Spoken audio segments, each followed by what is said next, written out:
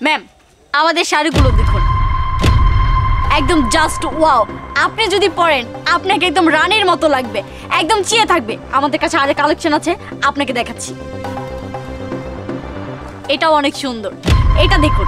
এটা যদি আপনি পরেন তাহলে আপনাকে একদম মহারানীর মতো লাগবে। সবাই আপনার দিকেই তাকিয়ে থাকবে আর সবাই শুধু বলবে জাস্ট ওয়াও।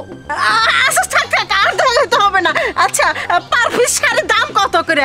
ম্যাম, শাড়ির দাম বেশি না, আমরা তো বিজনেসম্যান না যে আমরা বেশি টাকা ইনকাম করব। শুনুন, আপনার জন্য শাড়ির দাম পানির দামে, একদম শুধুমাত্র ৫,০০০ ৫,০০০ ৫,০০০ পার পিস ৫,০০০। মামনি বুঝছি, কিন্তু তুমি একটু বেশি দাম চাইয়া ফেলাইলা না, একটু কুমায় টুমায় ধরো। ম্যাম, আপনাকে আগেই বলেছি আমরা বিজনেসম্যান নয়, আমি স্টুডেন্ট, তার পাশাপাশি শাড়ি সেল করি। আপনি যদি ৫,০০০ টাকা শাড়ি নিতে পারেন না, তা না হলে তো আমার কিচ্ছু করার নেই ম্যাম। আচ্ছা ঠিক আছে, তাহলে আমি ১৫০০ করে দিচ্ছি। ম্যাম, এটা আমার দ্বারা সম্ভব নয়, আমি ১৫০০ টাকা করে শাড়ি সেল করতে পারবো না। ও মামনি, ওই যে তোমার যে পাশের দোকান আছে না, ওইখানে ভালো ভালো শাড়ি ১৫০০ টাকা করে বিক্রি করতেছে। আমাকে ডাকছিল, আমি যাইনি। তোমার দোকানে শাড়িগুলো পছন্দ হয়েছে, কিন্তু তুমি একটু দামটা বেশি নিচ্ছ।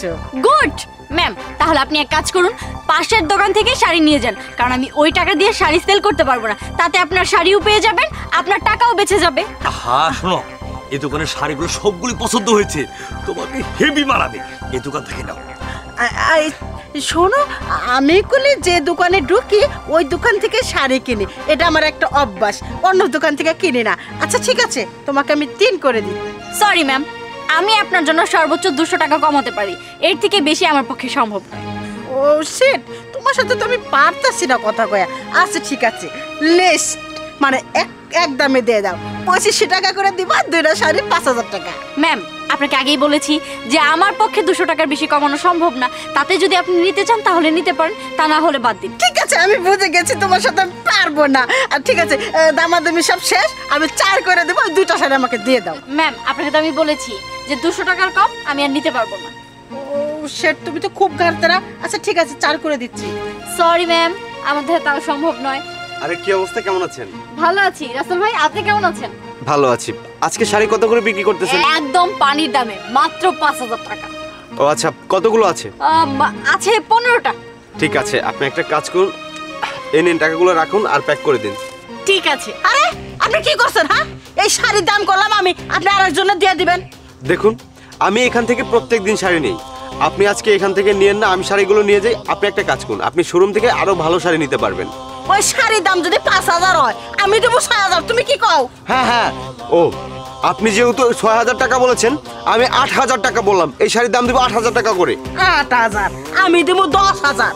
আচ্ছা, আমি একটা জিনিস কোনোভাবে বুঝতে পারছি না, আপনারা তো ১০,০০০ টাকা অনেক ভালো শাড়ি পাবেন শপিং মল থেকে, তাহলে কেন আপনারা বাড়াবাড়ি করছেন?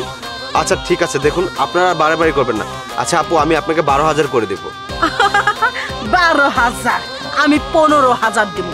শুনুন, আমি হচ্ছি পুরাতন ব্যবসায়ী, আমি যে টাকা দিয়ে জিনিস কিনে লাভ করতে পারবো সেই টাকা কিন্তু আপনারা লাভ করতে পারবেন না।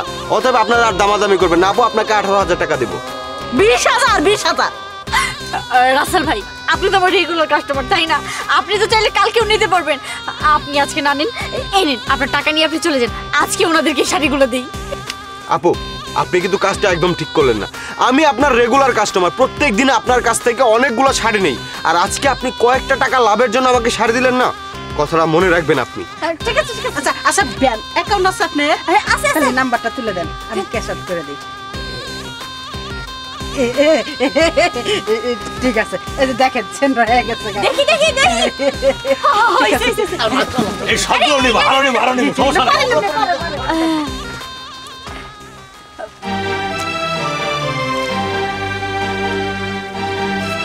যাই হোক, কাজটা সঠিকভাবে হয়েছে।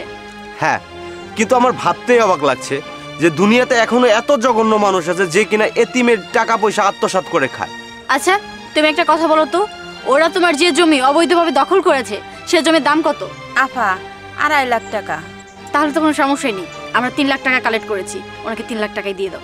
আপনাকে অনেক ধন্যবাদ আমার মতো ইতিম মানুষ এভাবে সাহায্য করার জন্য। আচ্ছা ঠিক আছে ঠিক আছে, এটা আমাদের কর্তব্য ছিল, চলুন আমাদের সাথে।